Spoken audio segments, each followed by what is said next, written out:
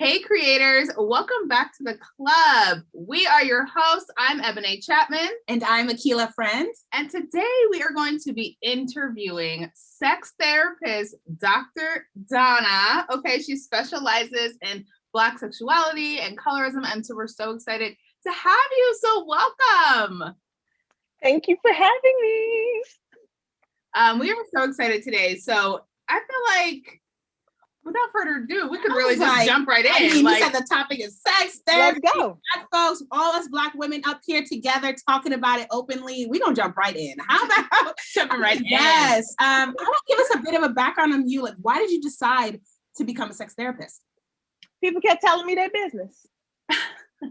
I mean, that's really what it comes down to. People kept telling me their business. I don't know, something in my face says, talk to me, even though I feel like everything says, don't talk to me. But people would talk to me anyway. I would hear a lot, learn a lot. People felt like I gave pretty great advice. And I just was in a space where I was like, okay, you need to get further education. This seems to be more of your calling. Like, I thought I was going to be a lawyer. Like, legit, definitely did. Until senior year of high school, and I was in AP psychology. I was only there as a student aide, and I was so interested. I was not aiding anything. I was sitting in the class learning, not really doing what I was supposed to be doing. And the teacher sort of indulged me. So I was able to just sort of participate in that way as though I was an additional student. That sort of led me down the path of, yeah, I'm going to do this. I was like, yeah, I'm going to be a psychologist. Then I was like, no, but I am going to be a therapist. I love that. Honestly, I feel like people probably come to you because you're so honest. Like, I feel like I've watched so many videos on Instagram. Like, you just come with the real facts. And so I feel like people who are either like indecisive or, coming unsure about something, they're like, I know Dr. Donna's about to come with it. She's about to tell me the truth. So I might as well just go ahead and tell her my business. You know what? That is true. And for the same reason, some people avoid me. Because they're just like, oh, I'm not ready for that level of truth. So I'm just going to not talk to you about this thing. Right. Absolutely. I love it. So what is sexual health? I think that is what is really a really big question. I just want to clear that up from the beginnings before we really dive into all of our sex questions that we have for you. But what exactly is sexual health? What is that? So for me, it's just one dimension of our general health and wellness. So when we think health, oftentimes we're thinking about, is our body okay?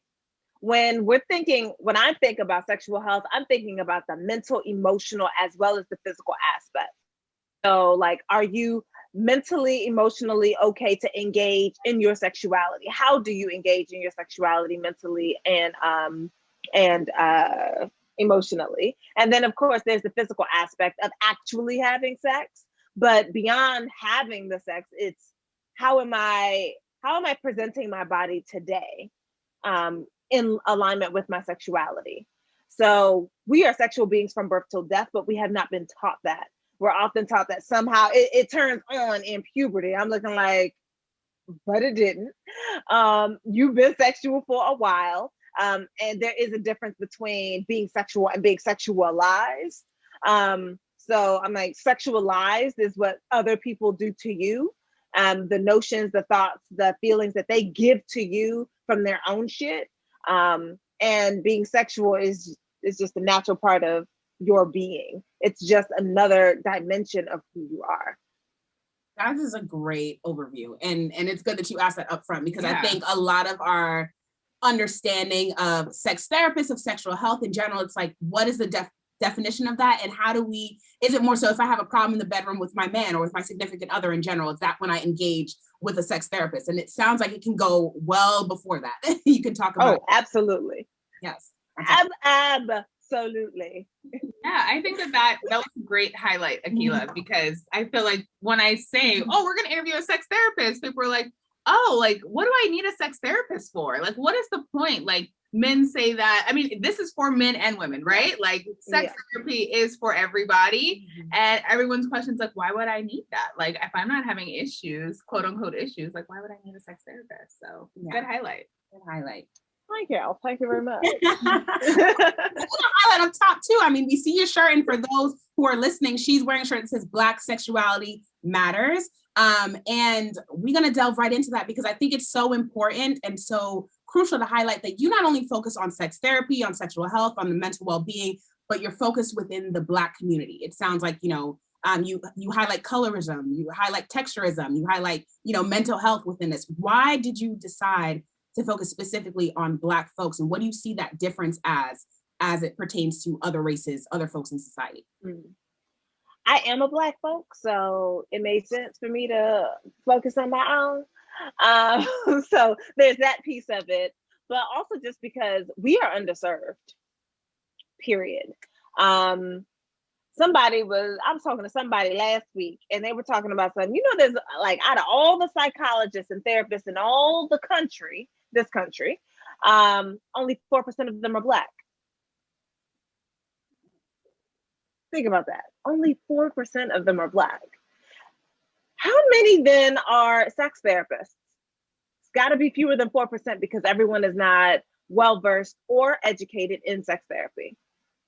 How many of them are certified in sex therapy? Now you have an even smaller percentage. How many of them focus on colorism and texturism as well as sexuality? The percentages just keep getting smaller. So for me, serving Black folk in particular was necessary. I was like, ain't no way I can be a whole Black person, decide I'm not even gonna look at my own home. That don't make no sense. I mean, don't they always tell you to put on your mask before helping others? I'm looking like, well, other people have been helping themselves to the Black community and treating us as commodity and treating us as spaces to get a little idea and then go expand on it and do something different with it and put their name on it. Appropriation and stealing, that I was just like, well, what could Black people do if we weren't also constantly preoccupied with the narratives that white people give us? If we weren't preoccupied with respectability politics, if we weren't preoccupied with how racism is a constant thorn in our sides, I just keep thinking about like the greatness of Black people right now and what they could do if they had a little bit more time, a little bit more energy, and had just a few barriers less.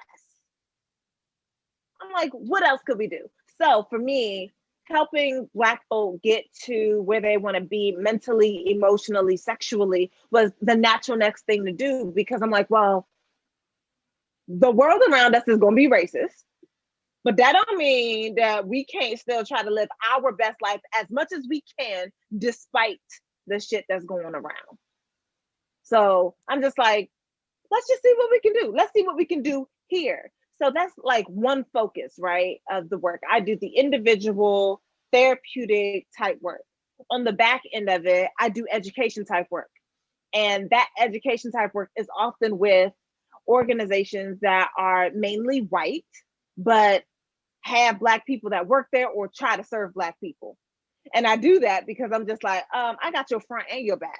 So on the front end, I'm talking to my Black people, especially Black women. And on the back end, I'm looking like, I'm gonna talk to these white folks and see if we can gather them up so that they can make more room for you to be in all your greatness.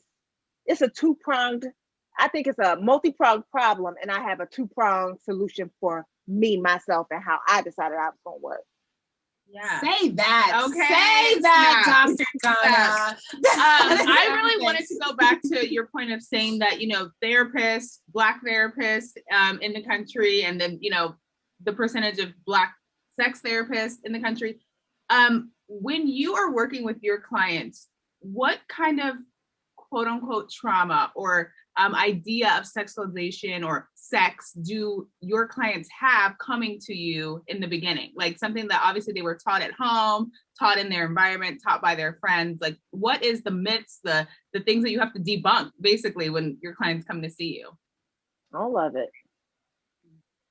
I think like one of the main things that come up is this idea that they're not actually deserving of pleasure. People come into therapy all day, every day for other people. So getting Black folk, Black women in particular, to focus in on themselves is usually the first part of the work that we got to do. It's like, you can't be in here for them. You got to be in here for you. Like, are you prepared to do that? So, it's walking them back that you can't be in therapy for somebody else, because oftentimes people are coming like, I need to fix myself so that I can be a better partner, a better friend, a better child, a better, do better in this, this toxic white work environment. I need to change myself so I can do all that. And I'm just like, ain't nothing actually wrong with you. So let's go on and walk that back. You're not broken.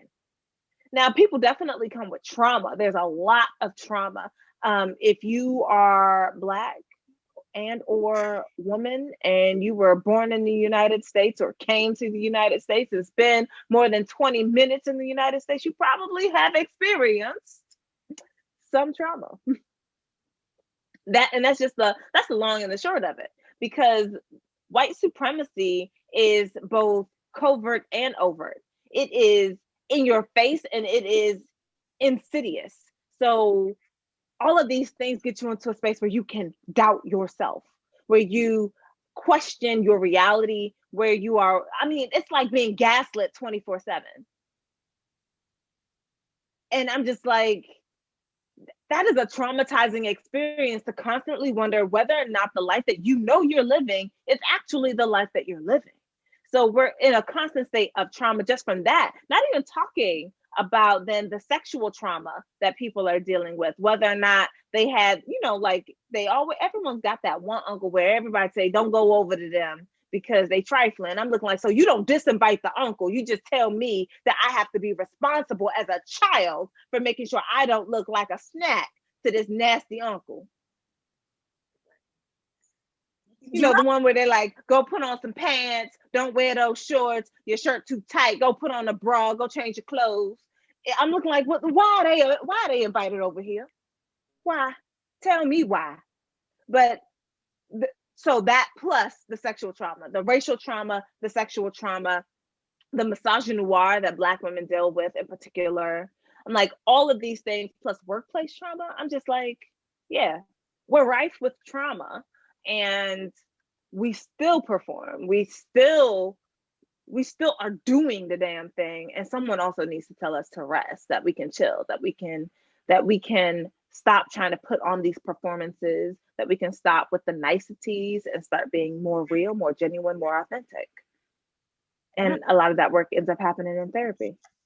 I love that. It's so interesting how even when, let's say, perhaps someone going in specifically for sex, or their idea of what that their sexual health really can focuses on, you seem to just tap into everything. I was literally going to say that. It's like it's all encompassing. I was literally going to say that. I was like, I feel like, no, like to help with your sexuality, and sexuality does not mean, I don't feel like that equals sex. I feel like that's the comfort within yourself. That is how you feel about yourself, how you portray yourself to the world, how you get dressed, how you move. And I feel like sex therapy can help with all of those things. As a woman, as a man, someone that you come in confident, like you leave, because it's your most intimate relationship with someone else, and so how can you do that without having that intimate relationship with yourself? Absolutely. So I love what you're saying right now. I love what you're saying. I feel like I just learned a whole lot.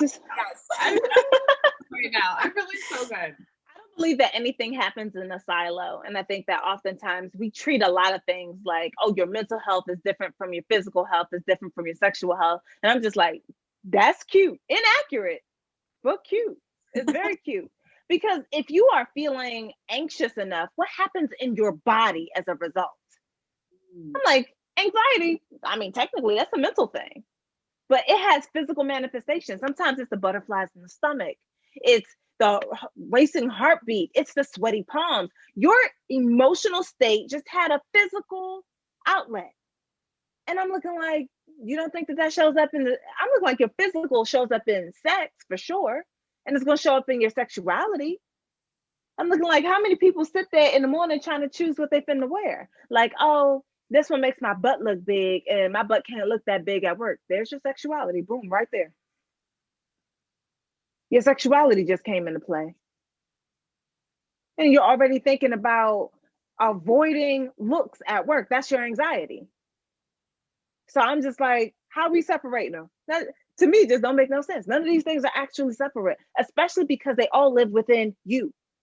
And if you are going out, you don't leave pieces of yourself at home. Now you may leave your wig at home, but you know, your wig it's a part of you when you wear it, but it's not when you don't. It's all good.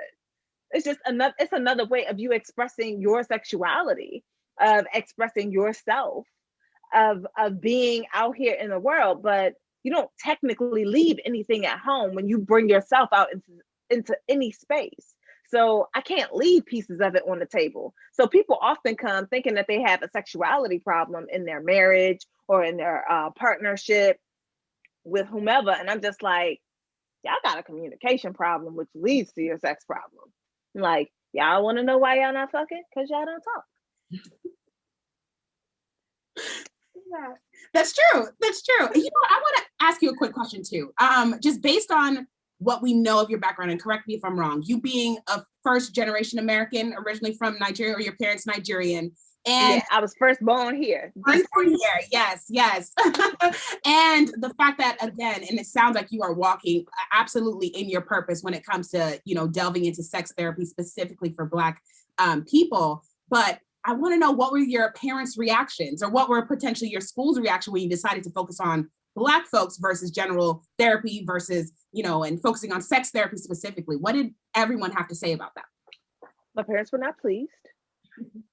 I feel like most immigrant children, period, not even like, this is not even special to Nigerians, it's doctor, lawyer, engineer. These are your options to be a medical doctor, a lawyer, or an engineer. I am none of these three things. And then they were like, oh, okay, you would be a doctor of the head. And then I was like, sex doc. And it was like, no,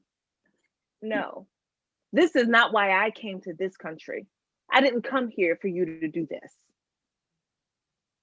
As far as within the profession itself, just when you tell people that you want to focus in on Black folk, some of the immediate thought is, oh, you're not gonna make no money.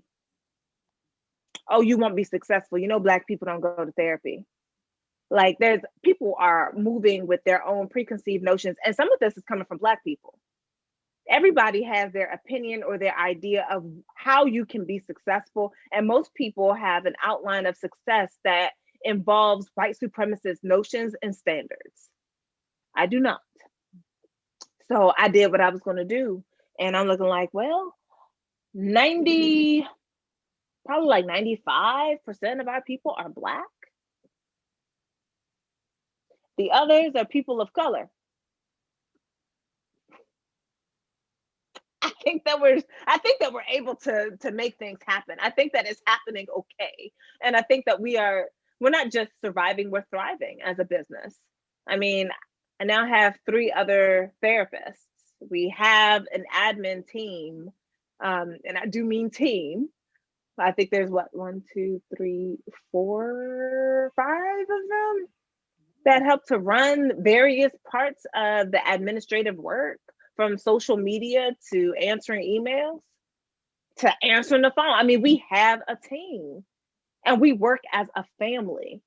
So I'm just like, you don't have to do things in a white supremacist way. You don't have to employ their scarcity mindset that you gotta try to cast a wide net. I didn't cast a wide net, I cast a deep net.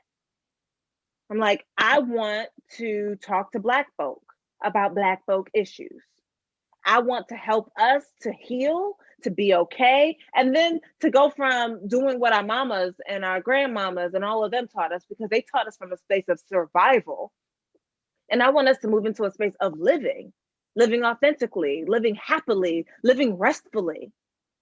So I'm like, this is where I am. I'm like, this is where I'm wanting to serve, and this is where I am serving. So people came to me with their scarcity mindset, speaking to me from their place of fear, and I had to learn to separate myself from their fear and do the thing that I was going to do. And that goes for both my parents as well as for folk in the field, because even doctor, lawyer, engineer is a fear-based response, right? It's about, I know that you can get education in these things.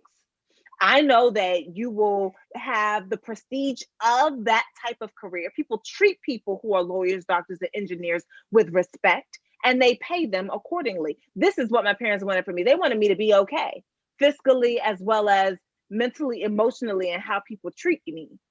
Because I mean, we all know we can make more money doing some strange shit. If we really wanted to, we can do some hustling, some selling some stuff on the side. We can do all kinds of things, honey.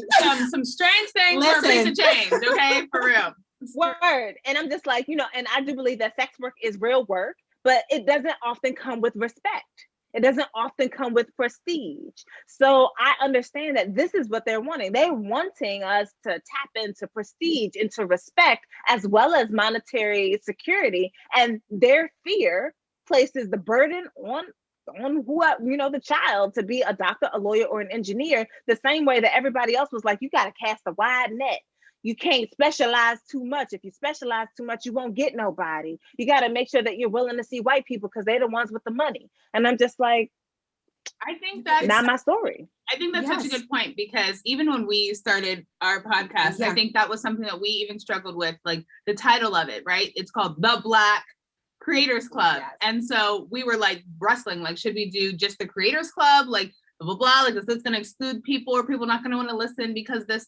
And then we really just decided that, like, no, we're here to serve a purpose. Like, we're here for something better and bigger. And we want it to be focus in on us. Literally. That's it. Literally. So like, and the funny thing is like what we're doing right now, it's not been better. Like reaching out, we've gotten positive, amazing responses so far. Having you here and your team responding, and we appreciate that. So it was like, this is why we're doing this. Like this, it just validates everything that we just decided on. Yes. But I wanted to ask a question real quick. Wait, just real quick before you ask that question, I just want to follow up on what you said too, because I think before we lose that point. Go ahead. But it's like, wait a second. We're all on the same page right now. We're like, there's so much going on. No, because I just think it's important with you, in the age right now where we're all saying, okay, buy Black, be around Black businesses, this and that. Now, I don't know if the sentiment about what you're doing and what you've been able to achieve has changed in the light of, okay, everyone wants to focus in on buy Black Girl, and be Black. It was like, why are we on the same page right now?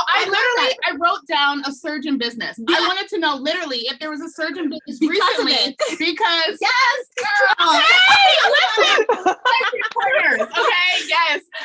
If there's a surgeon business, since the focus has been so much on buy Black and mental health in the Black community. Yes. Taraji P. Henson has been, Charlamagne the God. People have been really doing that.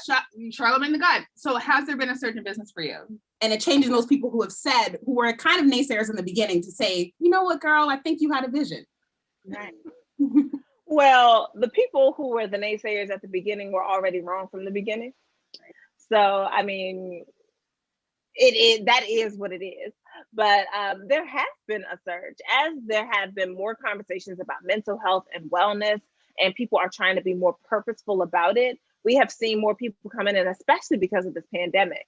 So all the other ways that folk have been able to sort of cope with whatever, with going to bars or making sure that stretching their workday, all the little things that people do, like I'm gonna come home late from work and I'm gonna sit on the couch and I'm gonna watch Netflix until I have to rush off the bed, or I just fall asleep on the couch.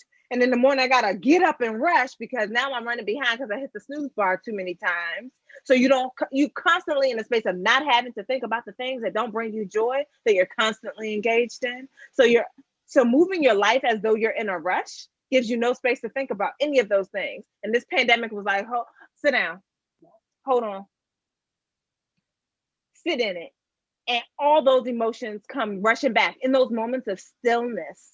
That's when we start feeling, people like, oh yeah, when I'm not doing anything, I feel anxious or I feel depressed. I'm looking like, no, you always feel anxious. You always feel depressed, but you do a very good job of stomping down the emotion and filling yourself up and your time up with anything else that does not have you concentrating on you. The pandemic said, no, look inward, look inward, sis, look inward. And as a result, there was a surge in business. So I was already full before the pandemic started. And full for me was 18 clients a week. I moved up my numbers to 21. which was to my own detriment. That did not work out for me. Because I was just like, that's too many. I did end up hiring my first clinician in the pandemic in June. Her name was Valerie. She's still dope. She's still amazing. She's just no longer with the Nod Right. Look, somebody made her an offer. I was like, look, I can't compete with that. So when the government calls, you go. Because I can't compete with the government on things. So I was like, good luck. Go on out there, do your thing, girl.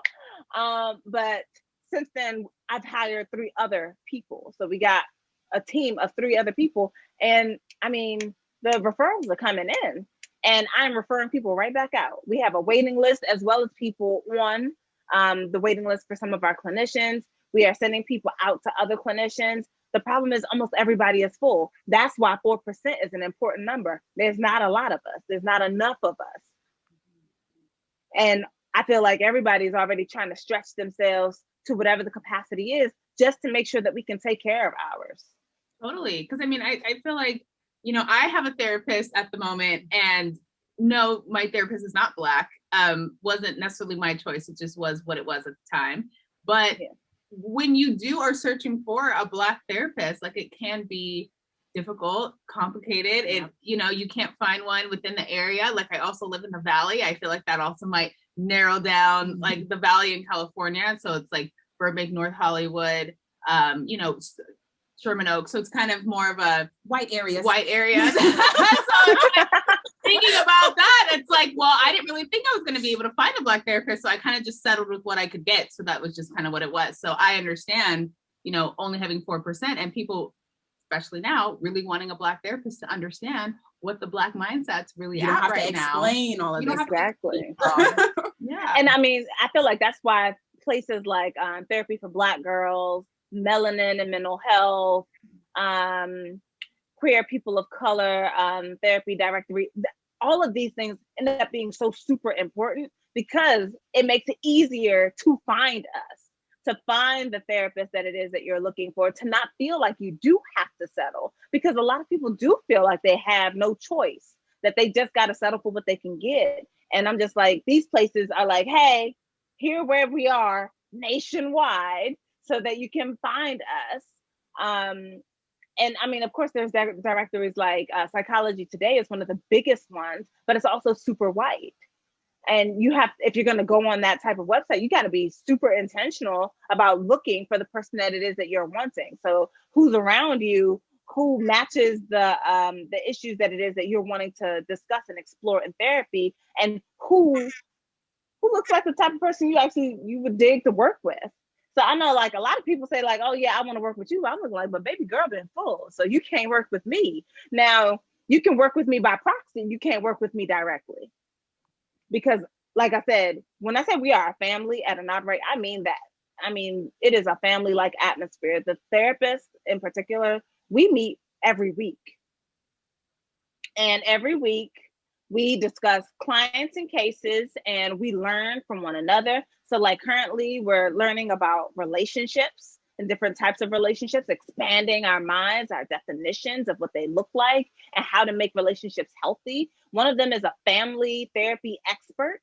So she's going to be teaching us a little something. One is group therapy expert. She's teaching us a little something. And I'm a sex therapy expert. I'm going to teach us a little something. We are all bringing in our knowledge and the various ways that we have that knowledge, so that, you know, when we're working with somebody, it's like, all right, this is our client. This is a Nod Right client. This is you're seeing them, but this is our client. So we together, especially if you're struggling, we're going to come up with the treatment plan together as a team. Here are some things that you can take on the next step. So even if you don't get me, you get me. Is that customary? Because I don't know the back end for working with therapists. Is that something that folks generally? I think that some people want to be superstars. I think that some people are arrogant. And I think that some people, Black folk in particular, are always taught that we're not really supposed to ask for help. Mm-hmm. So we silo ourselves and say that we have to work as an individual. And I don't think that we have to work as an individual. I think that, like, I often say, like, people be like, oh, so you the boss? I'm looking like, sorta. The mission is the boss. the mission of a nod, right? Yes, it was written by me. It was also written outside of me because I didn't know what the mission was going to be until it was written, right? We are there to be whatever we can for Black folk to help them live their most authentic and free life. That is the mission. So anything that we're doing has to support that mission. And if I'm full and you're wanting to see a sex therapist directly, I'm looking like at the very least, everybody is consulting with a sex therapist on every single case. Everybody is not a sex therapist, right? Like I said, 4% are therapists, period. So fewer than 4% are sex therapists, which means that your chances of getting a Black sex therapist are a little bit on that slim side. What I can do is make sure that my team is getting trained in sex therapy techniques from me and from other educational sources. What I can do is make sure that a sex therapist consults on every single case. And what I can do is make sure that my team is prepared to answer any question that you throw our way. That is what I can do. So on our team, we have 2 sex therapists. One is currently on leave, but when they come back, I mean, come on now. Right. And the thing is, other therapists already consult with us. I already consult with other therapists all the time because sometimes you don't want to switch your therapist just to go to a sex therapist. You just need some more sex therapy type work. And a therapist who's willing to humble themselves, to say that they do not know, to do that consultation work, to invest in their education as well as in a consultation, that is a therapist worth keeping. Yeah. Well, how does that work? How does that relationship work? Like, let's say I'm in regular therapy. Mm-hmm.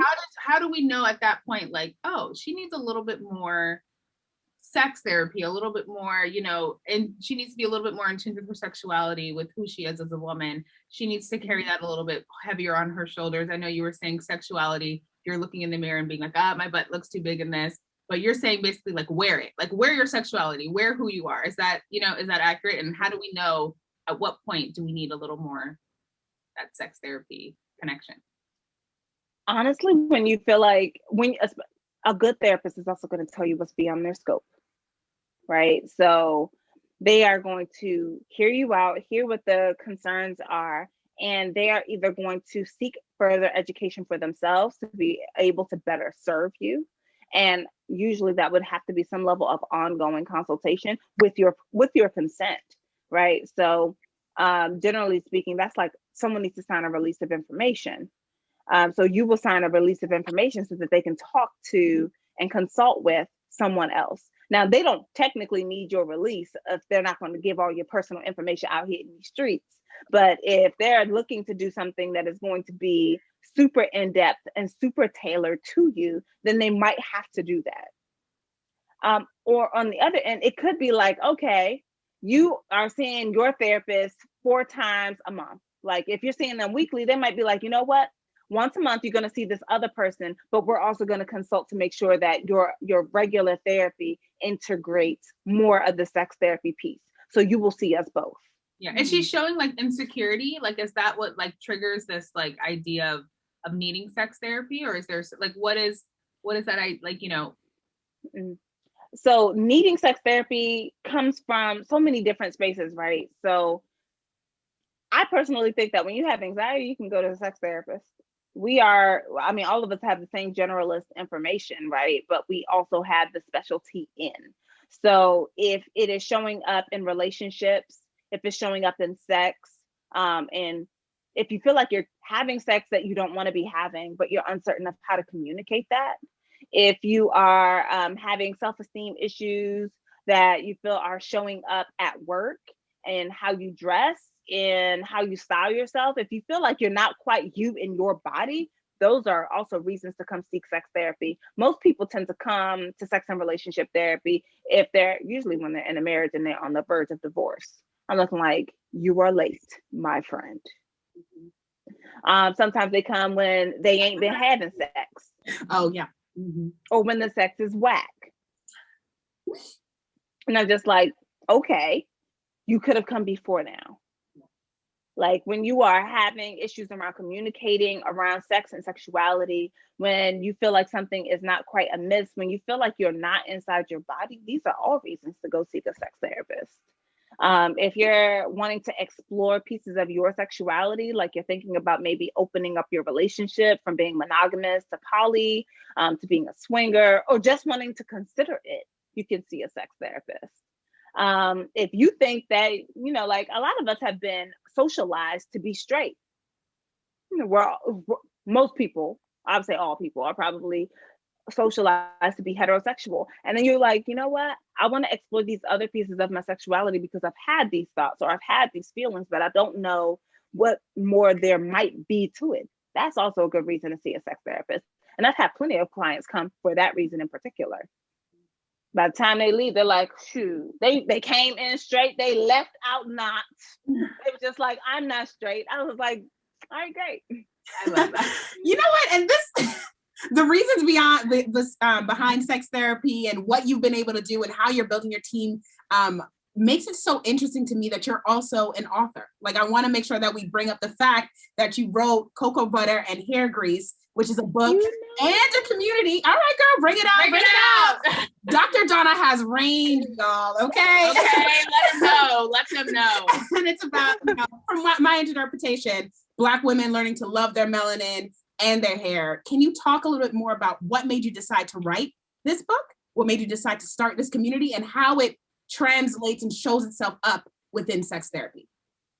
Well, the book was already written. Before it was ever out, it was written.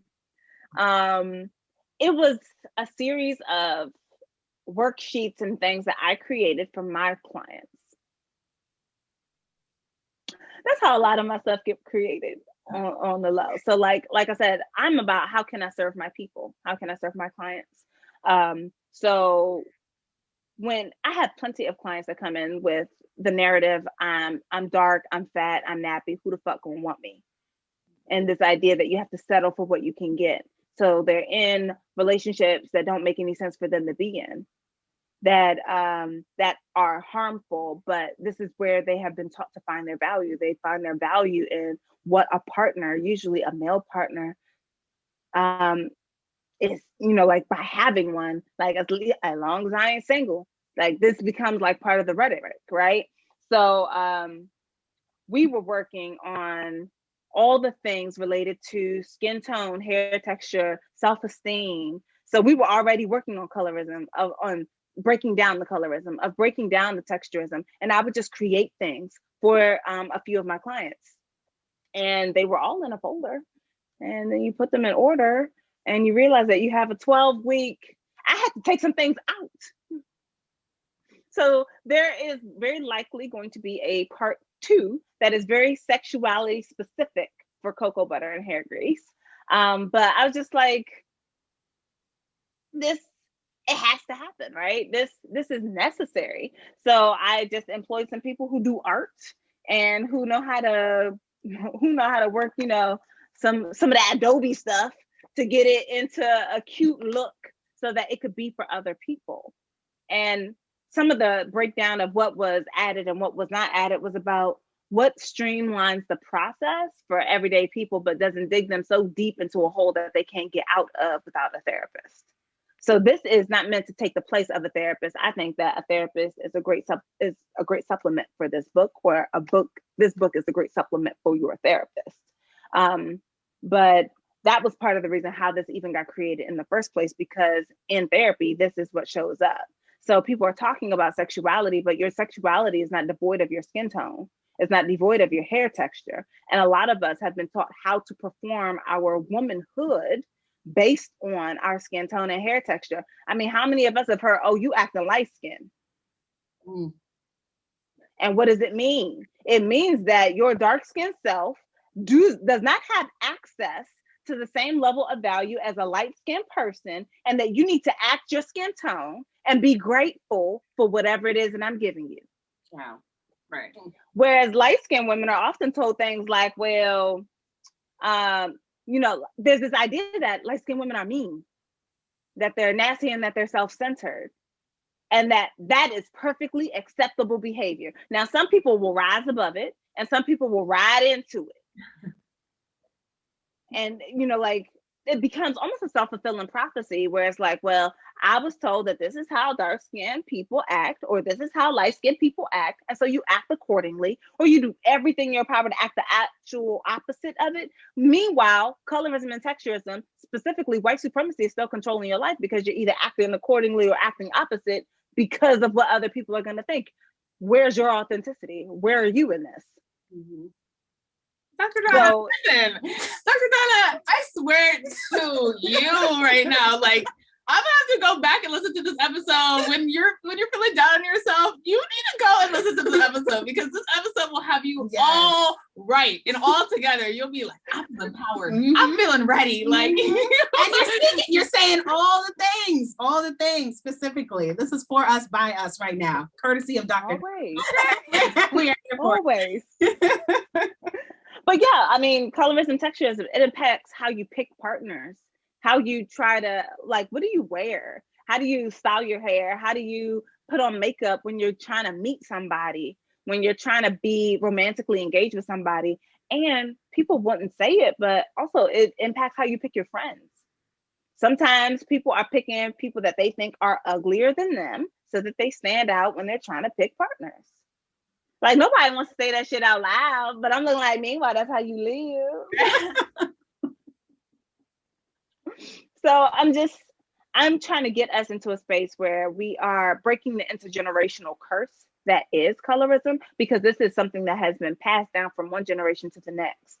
I know that we talk a lot about racism and we talk about healing from racist stuff. I'm looking like colorism and racism, they go together. They are, for me, the way that I talk about them, they're almost one and the same. And I know that a lot of people don't necessarily agree with that, but I'm looking like, that's okay. You ain't got to agree with me for me to be right. The point is, I'm looking like, how is racism given out? How do white people identify who they're going to be racist toward? By what you look like. And how do you look? With your skin tone, your hair texture, and your facial features. So featureism, colorism, and texturism all show up in how colorism is given out. We already know this. There's too many studies. There's too many people that are having this conversation for us to keep being like, oh, I ain't know that. We know that dark-skinned people get more jail time than light-skinned people. We know that light-skinned women are more likely to be married than dark-skinned women. I'm just like, there's statistics on top of statistics. I'm looking like, if there are two jobs and a light-skinned person and a dark-skinned person both walk in with the same damn resume, and both of them got the job, the light-skinned person got more money. That's what we know. If there was only one job, they're going to pick the light-skinned person.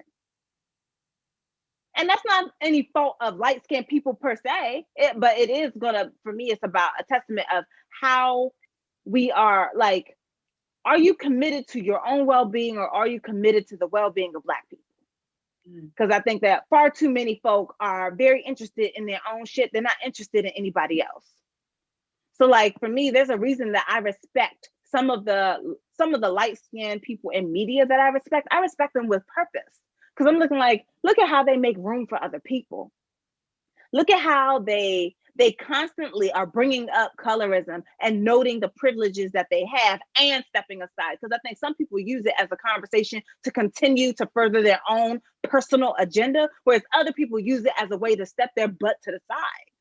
Mm-hmm. I'm not going to name no names, no celebrity names. I like to keep my feelings to my friends wherever possible. All right, part two, because we're going to be your friends too. All right. But like, there are two celebrities that immediately came to mind who are about the same age, both of whom are light skinned with the good hair. And the way that they both approach this conversation are completely different. One takes full responsibility and is talking about how they can make room, how they can advocate, how they can use their voice, and that it is their job to use their privilege in their skin tone to raise their voice, where the other one is just like, I don't even know what y'all are talking about. I'm not even gonna, like, I am Black. And I'm just like, okay, sweetheart. But, you know, I think it's that idea of, like, light-skinned women feeling maybe like they have to prove themselves in a Black space to feel like, I'm valid in this position. Like, I want you to look at me the same way you look at yourself, and not acknowledging the fact that like there's colorism and there's issues within the Black community, and that even though, yes, when we're talking outside of that, we're all good. We're both looking the same way. We both looking Black. You know what I'm saying? Like that, when you see a white person, they're both gonna look at us as Black. But within the community of Black people, it's like, yes, I am fair skinned. And he looks dark. Like, so yes, I understand the privilege that and recognize the attention that would be given to me versus, you know, somebody else. So it's like noticing that, recognizing it, and announcing it. What do you do with that information? Yeah, is important. Absolutely important. And we're not ready to have, I think, the full conversation about even how we define Blackness, who's included, who's not included, because the one drop rule is what white people gave us, but it's the thing that we keep. Right. Okay. That's So it's just like, oh, well, your great grandmama was Black, but everybody since then ain't really been. But you claim Blackness because they was Black, and it's just like, well, okay. That's where I'm like, I'm just like, okay, I'm like, sure, claim whatever you like, but note that is not how you are received. Right. I'm looking like, you can say that you're Black all day. I'm looking like, but is that how you're received? Are you received as Black? Are you not received as Black? I think that is part of the conversation. And I think that there is a piece of some folk who don't want to give up the privilege that they have in Black spaces, that they're just like, they want to hold on vehemently to Blackness in the same way that white people want to hang on to the vestiges of slavery. I'm looking like everybody's hanging on with both hands and crying about letting that shit go. And I'm just like, I think that we have to challenge these notions. It sucks. It might hurt people's feelings to be like, oh, so then I'm not really considered Black. I'm looking like your Black cousins might consider you Black, but do white people consider you Black? Do they treat you like you're Black? Because I'm like, our Black experiences then are not the same. Your Black experience is more of a you pass as white experience, and mine is I can't pass for the life of me experience. And I'm like, those are different Black experiences. So I'm like, yeah, it runs the gamut. I think there's a difference also between light-skinned Black folk with two Black parents versus mixed race Black folk with differing parents. And for me, it's always going to be a question of who raised you. Yeah. Because it's in who raised you that tells us also how you were socialized. All of these things matter as part of the Black experience. We're not ready to have the conversation. There are too many people that are very, very interested in hanging on to their privilege. To be uplifted in the Black community is to mean something, right? Because I'm looking like even basic white Johns pretend to be Black because they know we're going to lift them higher. I'm like, come on, sis. Yes, we talked about Danny Lee a few episodes back, and you know, the whole yellow bone is what he wants type of thing. If you heard what was going on. And I'm like, I guess he didn't want it that much. Okay. Sorry. But really, sis. But really though. It's funny because, you know, I talk about this too with family members, and we're this one particular person, she's a lawyer, and she is very strong opinionated when it comes to like Black community, and I love it. And so she was saying that like when you are in a home or household with a mixed race situation, that like confusion happens. And like identity crisis happen. There can be some disconnect sometimes with that, especially depending on which parent is what race, and what child you are, if you're a man, if you're a girl, you know? So I feel like that is also something that, you know, her and I talk about often, and it makes a lot of sense. And yeah, that conversation it's deep because it shows it's deep and uncomfortable. And uncomfortable. It shows again, Black people are not monolithic, but at the same time, it's like, you know, there's an element of, I don't want to call it code switching, because there's code switching when you talk about, okay, you're in a different space and you decide to pick up different things. But within the Black community too, knowing the privilege that may come with color, with shade and everything else. And knowing that the privilege the privilege and the code switching comes when the conversation changes. There it is. So I'm just like, if you were in a room with all dark-skinned women, the conversation is different than the second a light-skinned woman enters. Now the conversation is changed. It defers to that person. The same way that Black conversation changes when a white person enters the space. A conversation with all women changes when a man enters the space. So I'm just like, I'm looking like, if the conversation can change, there is something else that is entering the room that needs to be discussed. The same way that, a room full of fat Black women, the conversation will change if a skinny Black woman enters. We have to be willing and okay to recognize all the privileges that come and how conversation changes when somebody is in the space, and how often that conversation differs to whoever that person is. Absolutely. Are we ready for that conversation? I don't know.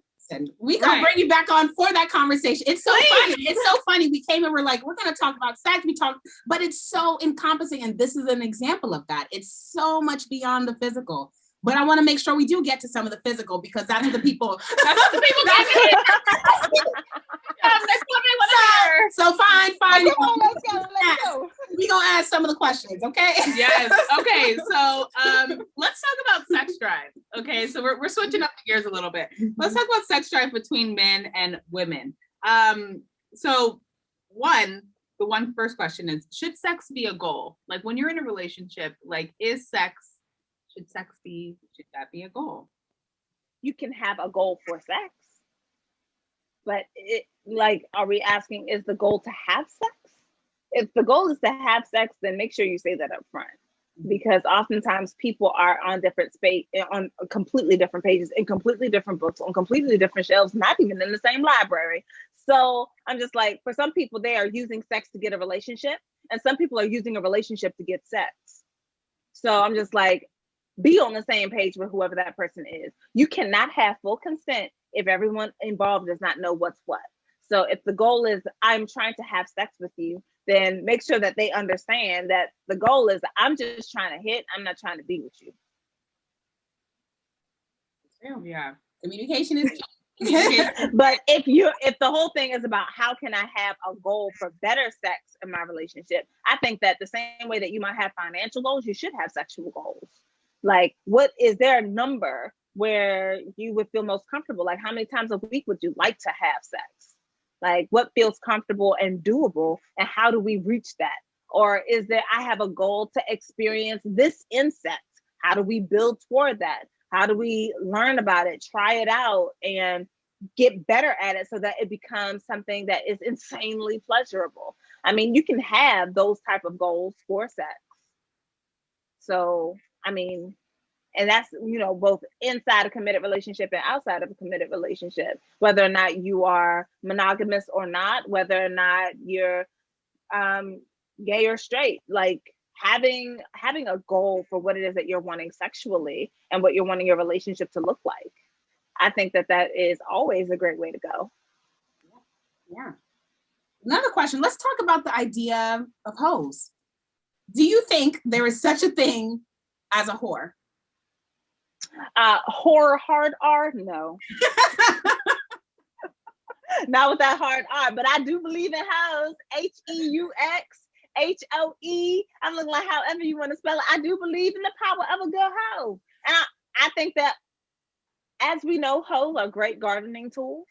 I'm looking like, and a hoe is also a great tool. I'm just like, what's wrong with being a hoe?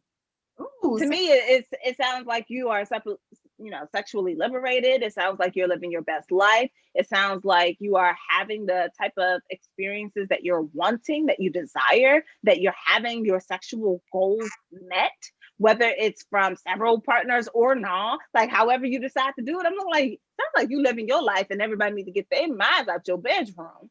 So I'm just like, I'm looking like miss no opportunities. Have fun. But do you also think within that realm, right? Like, do you think, I don't know if it's clients or what you've seen or experienced, but do you think that having too many bodies as a woman or as a man affects their sexual mental state, or like how they view relationships, or how does that, have you found that it affects it? I think of it as having experience on the job, right? Like when you go for your first job, you don't know what the hell you're doing. You don't really know what to expect. You're learning as you're doing, and you don't even probably get comfortable really until after a year of being in that position. And then after a year, you start to build some efficiency and some true competency at the work that you do. Same thing goes with sex. I'm looking like that first person that you had sex with, you don't know what the fuck you doing. They don't know what they doing. And y'all are in a learning opportunity. You're building competency, you're building skills. And when you get more bodies, you got more skills. You got more competency. You know how to have sex now, hopefully, because you're having communication with these people that you're actually having sex with. So I'm just like, to me, you just said that you are like a GS-23 as far as like government position, like you are high up there. The more bodies you got, I'm looking like you sound like someone that knows what the hell they're doing. Congratulations. As to whether or not it can affect, of course, responsible sex, consent, all that. But as far as does it affect the way you think about relationships, I think that how you think about relationships impacts the way that you think about relationships. Now, if you think of people as only being there to titillate you sexually, you might treat people like they're only there for your sexual enjoyment. And you may not have relationships that last, romantic relationships that last as a result, but you also may not be seeking that. And that is also perfectly okay.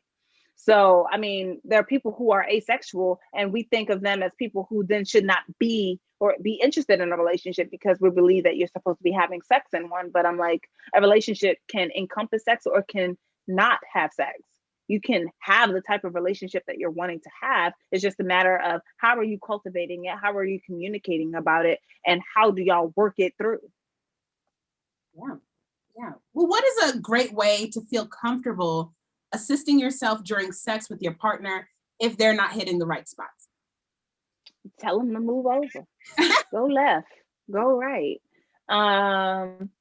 Like, oh, I like it when you do this, right? You can tell them.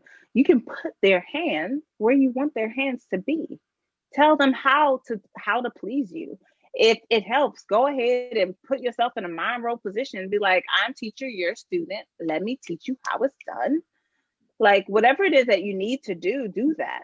I also believe in debriefing after sex. So what worked? What did you like? What didn't you like? What do you need more of? If one person has an orgasm and the other person doesn't have an orgasm, but their goal is to have one, I'm looking like sex is not over until we are both satisfied with what has happened here. So I'm looking like you may have, I did not. Come on, let's keep going. Like, what else can we do that maybe, give yourself some rest, but what can we do to make sure I also am satisfied sexually? So with whatever this experience is. Like with women, sometimes it's a little harder. It can be to reach the big O, right? So that's because it takes more time and people are lazy, right? True. I'm looking like sex don't happen in like, oh, you gotta like, heterosexual sex is like, oh, he has a boner and y'all go have sex and that's it, and it's done when he's done. And I'm just like, no. It actually takes the woman's body almost 45 minutes to be fully prepared. But no one's doing 45 minutes of foreplay. But the thing is, we also think of foreplay as being the thing that you do in the bedroom, the kissing, the touching, the rubbing. I'm looking like your foreplay I'm looking like you can be foreplaying since this morning about some things that you plan on doing at 8 p.m. You can send nasty, naughty text messages. Y'all can be reading things and watching things. All of these things also help to prime a body for sexual activity. It goes beyond kissing on the neck. It could be like, yo, I'm about to wash these dishes. Ain't that sexy? I'm about to do this laundry. I'm gonna clean up this whole place so that when you come home from work, after all you've been getting these dirty text messages all day, you come into a nice, clean, smelling, that sexy space.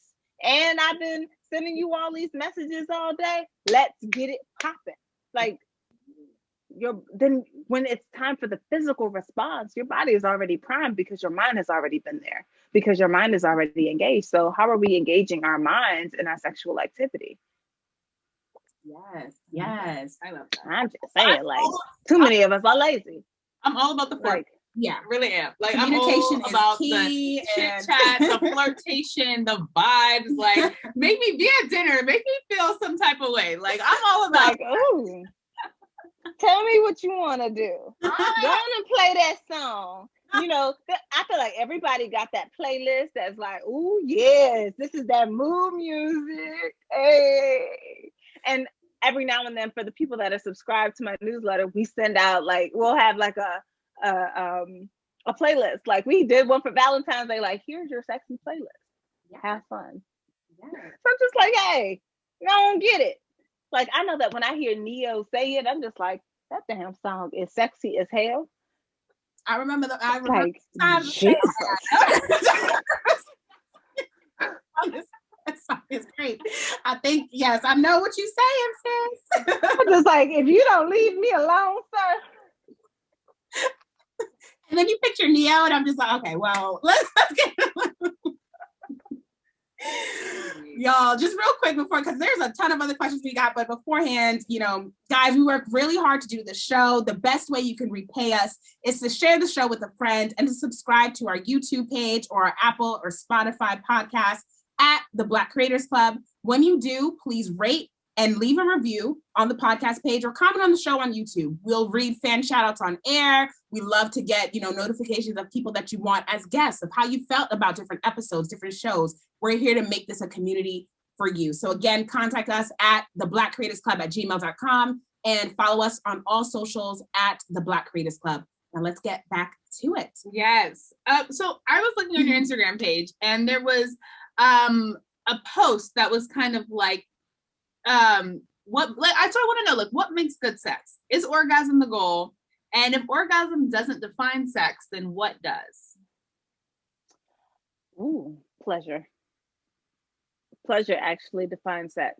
So I think that we get very orgasm oriented, and we forget that sex is so much more than that, and that sex is not the thing that happens when a penis is present. I'm just like, a penis does not even have to be in the room in order for good sex to happen.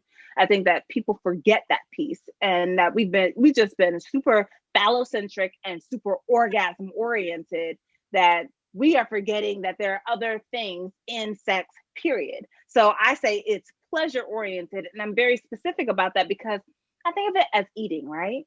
So there's the eating that you do because you're hungry. You know, like you might fry up some eggs, get some bread, you know, that is eating to be full, to sate hunger. But what happens with chocolate? You don't eat chocolate to be full. You don't eat a donut to get full.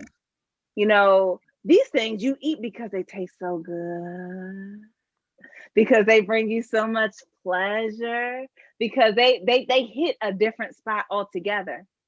This is sex. There's the sex that you can have to get full, as it were, the one that is orgasm oriented. But then really it's just about like, I just want to feel the pleasure, like, this is good. And that doesn't have to come with an orgasm. It comes with satisfaction though. It feels good. It feels lovely. You are present for it. You're in it. You're there and you're loving it. And that, I'm like, what other reason is there for you to be having sex? I'm looking like, God, everything don't have to end in an orgasm. Everything don't have to end in you being full for you to be satisfied. So how do we take it away from orgasm? Is by asking the question and having the conversation to remind people that a dick don't need to be present. Just like I'm like, just like how they used to tell us about meals and how to make a plate. Like way back in the day, it's like you have to have your meat as your protein and all that. I'm like, meat don't have to be on the plate. That's not the only way to get your protein. That's not the only way to have your satisfaction. No penis present still means you can have a great ass time and probably a better ass time. Just saying. But I'm just like, I ain't ain't got time to be focused on the penis, and I ain't got time to be focused on the orgasm. I am focused on being in the moment, and I'm like, ooh, that feels good. Ooh, I like that. Do that again and again and again. My partner will tell you, I say that shit a lot. Do it again. Do it again. Do it again. That's my whole life. Do it again. Like, I like that. Do it again. But I'm just like, if we are focused on our pleasure, orgasms can still happen. But when we're focused on the orgasm, oftentimes we're not even in the moment. Right. We're so goal oriented that we forget that we should be in our bodies and enjoying the experience. This is one of those things that is, you know how they talk about, oh, it's about the journey, not the destination. I don't agree with that for all things. I'm looking like the journey from here to you know, Disney World. I'm looking like, who cares about the journey? It's the destination that matters. I'm here for Disney World. Woo!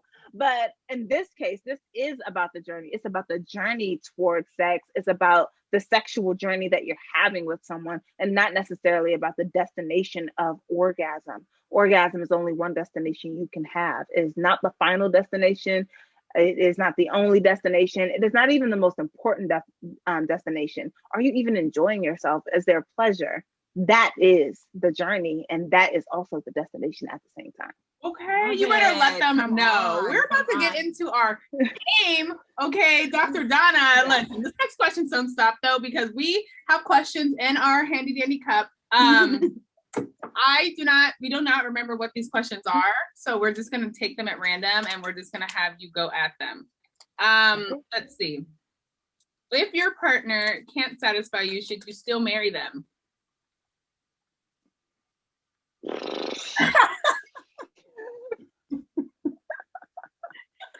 But you love the man though. You love the man. Okay, so if they can't satisfy you, do they know?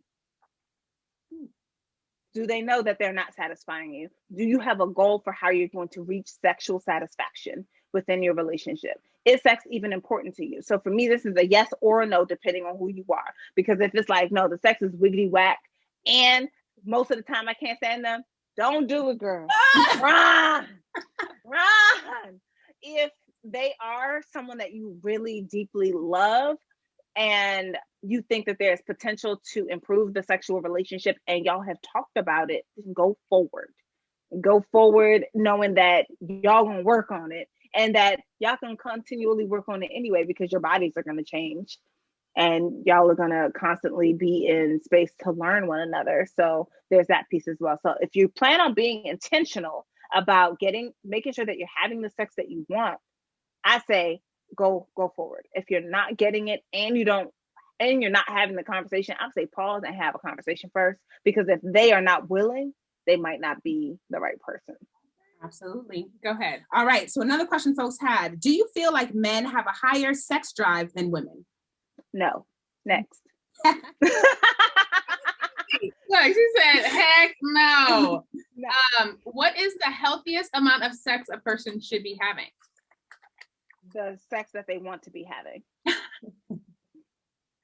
Asexual people, some people may be like zero goose egg, and some people are like, I need that thing 7 times a week, 2 times a day.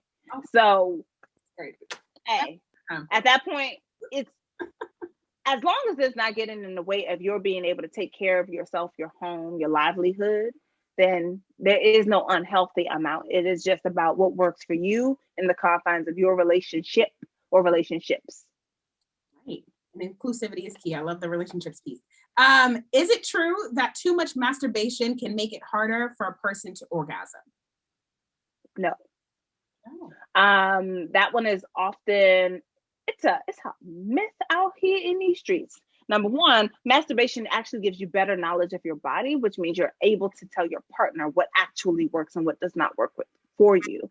It makes you a little bit more responsive and keeps your body in almost a state of readiness for sex, which can actually aid you in reaching orgasms and having satisfaction.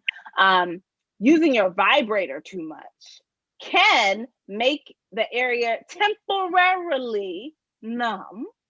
And if you stop using your vibrator for a day, those nerve endings come back in full effect and you will be fine. Now, that might mean that maybe you don't use your vibrator on high all the time. Maybe you bring it on medium. Maybe you try it out on low every now and then. You know, diversity, you change it up. But unless you're masturbating in a very specific way at a specific time of day, constantly and consistently, and that's also the only time of day that you're willing to have sex, you may put yourself in a position mindset wise that this is the ritual that you need in order to orgasm, and you want to make sure that you're expanding it. Generally speaking, one of the easiest ways to do that is to include your partner in your masturbatory practices. So if you orgasm very easily and very readily with this, then include your partner in the use of this, and you will also begin to associate your satisfaction and orgasms with your partner as well. So to me, I think of it as a Pavlovian way to do it. So Pavlov and his dogs, you know, he would ring the bell, bring the food, and eventually got to a point where the dogs would salivate when they just rang the bell. Same thing. You just want to make sure that you're, you know, spreading out the love. Also, too, I know we keep talking about the big O. It's like, what exactly should someone be feeling in a big O? Like, what is an orgasm? What is that? I think that there are multiple types of orgasms. So not just the physical orgasm, and there are multiple physical orgasms. I mean, you can have a A spot, U spot, G spot, et cetera, spot sort of orgasm. But that's a good question. Generally speaking, it's muscle contractions. So for those with a vagina, it's vaginal contractions, muscle contractions that are going on. I think that it can also be like this, like a feeling of deliciousness that spreads over your skin. It can go from your scalp to your toes. I think that they're also different levels. So you can have one that's like, ooh, and the one that's like, oh. So I mean, it runs the gamut there. So that's why I usually go with satisfaction as opposed to orgasm, just because I feel like orgasm is like, oh, it should feel like this, whereas satisfaction is you determine, was it good? Do you feel satisfied with what happened? Do you feel good and replete? I like that, because I feel like it can be like an ebb and flow, or it can place pressure on. Was this a successful session? if I didn't orgasm, was it successful? Right. Go again. Okay. So another question: is it true Black men have the biggest penis size? These are random questions. The listeners were asking y'all. Okay. Right. I like that everybody be asking this question. And you know what? I haven't seen any definitive evidence that is true at all. Either. And not just from my eyes, but also within research. There are average penis sizes and they're above average penis sizes. I'm just like, I don't know. I don't know. Right. That's the one thing I don't know. I'm just like, I don't think so, but I don't know. We got two more. Is it true that people 80-year-old and up can have health problems while having sex? Anybody who has health problems can have health problems while having sex. So if something's wrong with your ticker, yeah. If you're having any other sort of physical ailment, anything like that, especially, blood pressure, things going on with your muscles, all that stuff can impact the quality of sex and whether or not sex becomes then a possible high risk activity. Mm-hmm. Yep. All right. How sensational is anal? It's very sensational. Oh. There are there's a lovely bundle of nerves right there around the anus. That's why they often call it rimming. So you rim the edge of the anus. There are a lot of nerve endings there, and a lot of people do not engage in, in anal sex because, it's like, oh, it's a taboo. I'm like, meanwhile, the whole body was made for you to feel nice. So do whatever you like. But there are a lovely bunch of nerves there. Generally speaking, if you're going to start, you start with a finger. I think that too many people are trying to stick some huge penis or phallic object in their asses the first time, and then they're just like, see, I don't like this. I'm like, well, you wouldn't. You didn't prepare your ass for this at all. You have jumped from 0 to expert in the matter of one thrust. So instead, maybe start small, finger vibe, just vibrating the area. You don't need to have penetration into your anus in order for you to feel some of the feel good stuff. You can go for penetration later if you like, and you never have to get there if you don't. So vibrating butt plugs are a thing. You can get them in multiple sizes. Those things are also ass trainers. So you can begin the process there, but make sure that whatever toy you're sticking up your bum is has a flared base, because it will get sucked up in there, and you don't want to have to go to the hospital and tell them to help you remove this thing that you put in your ass. These are the tips people need to know. People need to know this. Yes. Okay? Have some embarrassing moments up in the ER. Okay, talk about. Yep. Go for that. Don't go. Flare base. Okay, so very, very last question. It says, what is the standard size of the female vagina? I don't know that there is a standard size of the female vagina. I believe that it changes according to who the person is, but all vaginas also expand when they are aroused. So this idea of tightness is often meaning that you are not actually prepared for sex. I'm like, so many people like, oh, it gotta be tight. I'm looking like, you do know that it expands when you're actually aroused. And I'm looking like too many people are causing themselves sexual injury because they are not aroused when they're starting to have sex. Because there's also tinting.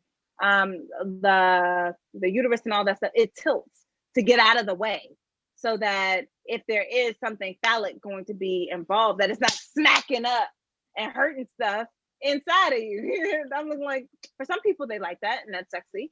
For other people that is just immensely uncomfortable. So if you allow yourself space to get properly aroused, the vagina will expand, it will deepen and expand to accommodate, and your other stuff will move out of the way so that you can just enjoy yourself and not accidentally hit and break something. Please don't be tearing nothing, okay? We don't need none of that either. Dr. Donna,